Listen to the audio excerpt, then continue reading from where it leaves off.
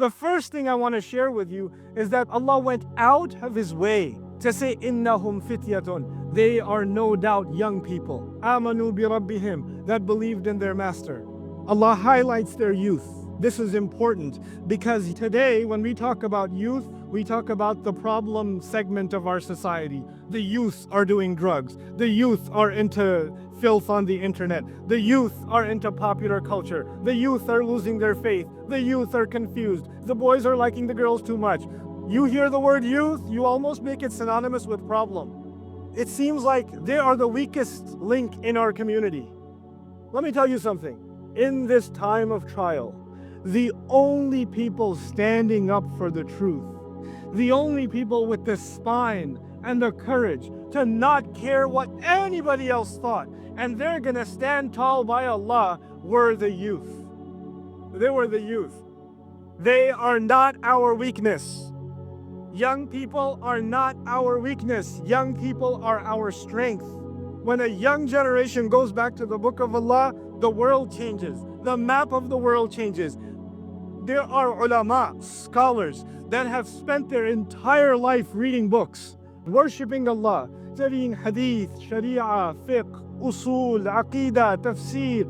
Their hairs have turned gray to white, and their skins are wrinkled, and they can barely stand straight. And these are some of the most noble, dignified symbols of Iman in our community. And yet, the scholars of this ummah for 14 centuries are learning about a bunch of young guys who knew nothing except there's one God.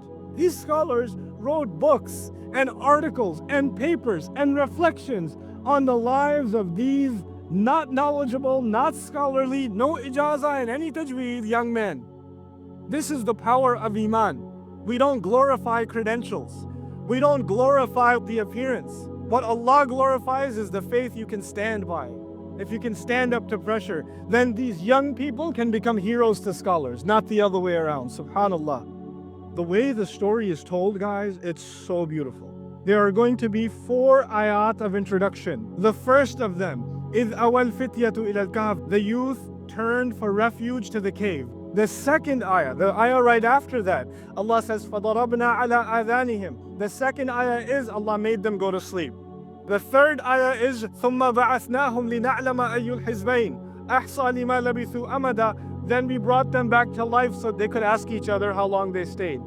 And the fourth one, and probably the most important one, is نَحْنُ نَقُصُّ عَلَيْكَ نَبَأَهُمْ بِالْحَقِّ. We are telling you their story for actual purpose.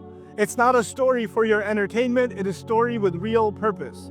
The next few ayat are going to be what happened, how did Allah put them to sleep? وَنُقَلِّبُهُمْ ذَاتَ الْيَمِينِ وَذَاتَ الشِّمَالِ وَتَحْسَبُهُمْ أَيْقَاظًا وَهُمْ رُقُودٌ. You would think they're awake, but they're asleep. Allah will explain what that sleep looks like. Then Allah describes how they woke up. And when they woke up, what happened? لِيَتَسَاءَلُوا بَيْنَهُمْ. They started asking each other questions. I'll give you some lessons from that because that I think is one of the coolest parts of the story. So they wake up, now 7 guys in a cave, not the most comfortable sleep, or they didn't think it would be, but it seems like they got some pretty deep sleep. They have no idea that centuries have gone by. And they start asking each other, قَالَ قَائِلٌ مِّنْهُمْ كَمْ لَبِثْتُمْ. One that speaks more among them says, how long were you sleeping? Allah is illustrating that one of them is more talkative than the others.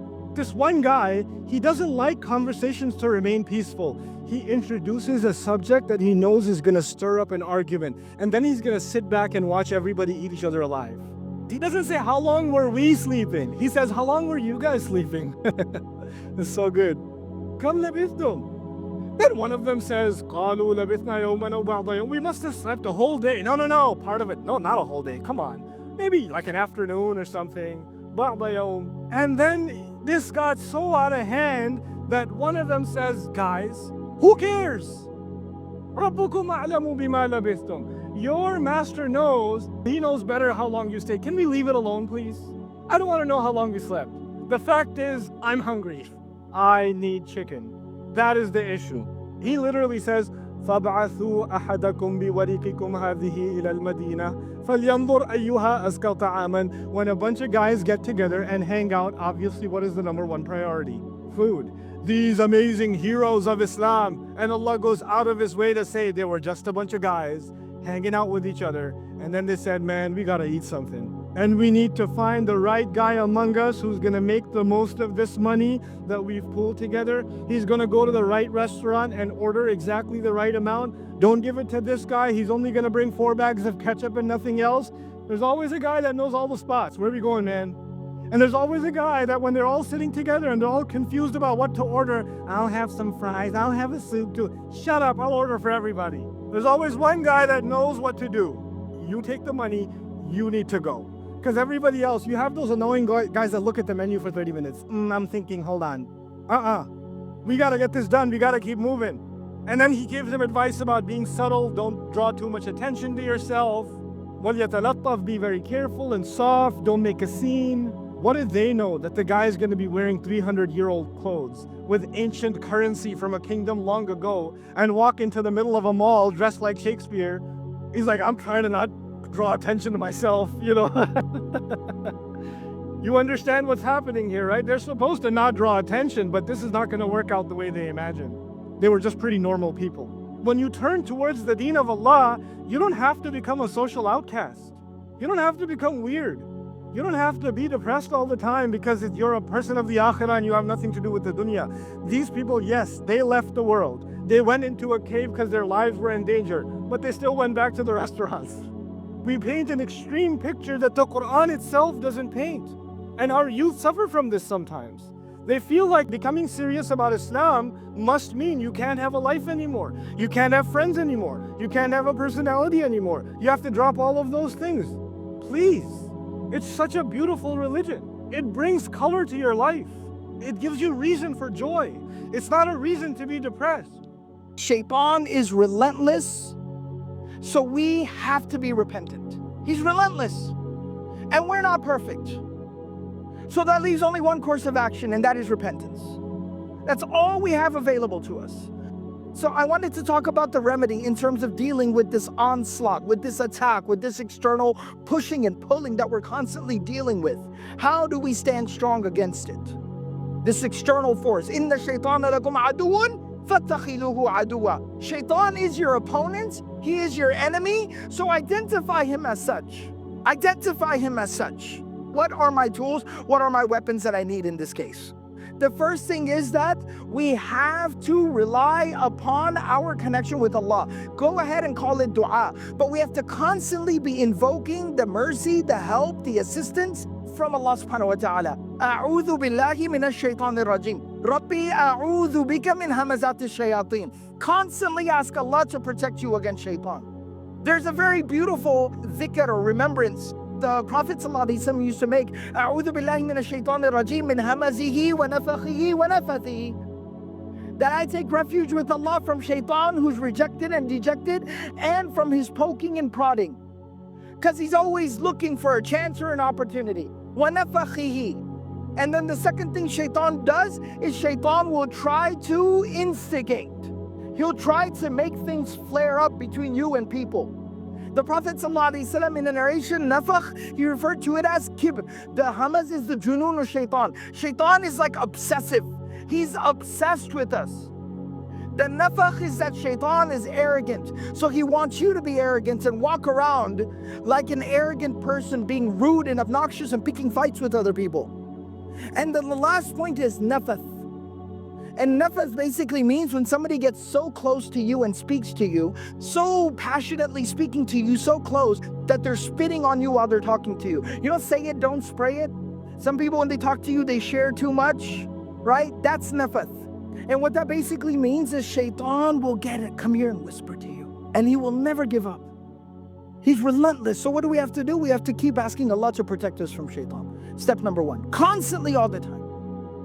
And interestingly, in the Quran, one of the places where Allah tells us to constantly seek Allah's protection from shaitan is فَإِذَا قَرَأْتَ الْقُرْآنِ. When you sit down to read the Quran is a part of your defense against shaitan and his onslaught.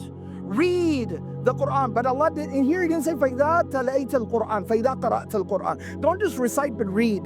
You get a translation. You read along with the translation. You try to understand what you're reading. If you work with the Quran every single day, that is a part of your defense mechanism, your shield against shaitan and his attack. The Prophet ﷺ tells us there are 4 times when Shaytan, he basically cursed himself, where he was miserable. And the last of those 4 times are when Surah Fatiha was revealed. The Quran is something that completely hits back Shaytan with more force than he can deal with. وَالَّذِينَ إِذَا فَعَلُوا فَاحِشَةً أَوْ ظَلَمُوا أَنفُسَهُمْ. Surah number 3, ayah number 135. That those who did wrong, those who did bad things, or they transgressed the limits and the laws that Allah has set for them, ذَكَرُوا اللَّهَ, then they immediately turn around and talk to Allah and speak to Allah and turn to Allah. فَاسْتَغْفَرُوا لِذُنُوبِهِمْ, and they ask Allah to forgive the wrong that they just committed, that Allah completely forgives them and absolves them from the burden and the sin of what they've committed.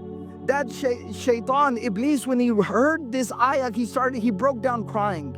What made him cry was 2 things. Number 1, not only the fact that the human being was afforded this opportunity to be able to immediately repent for the wrong that he had done, that Shaytan felt like he was not given. And then the second thing is the fact that Shaytan realizes, I had to work for days, maybe weeks, maybe months to get this person to do this bad thing. And that person immediately turns around and says, oh Allah, I messed up. I'm so sorry. Please forgive me, Allah. And immediately everything's reset. So talk to Allah. Ask Allah to protect you from this onslaught, from this outside attack. Secondly, build a relationship with the Quran. And thirdly and finally is ask Allah subhanahu wa ta'ala for forgiveness. It doesn't matter how badly you messed up. Immediately in that moment, the second it occurs to you, find a quick little corner. Go sit down somewhere quietly. Go stand in a corner by yourself and say, oh Allah, I messed up. Please forgive me.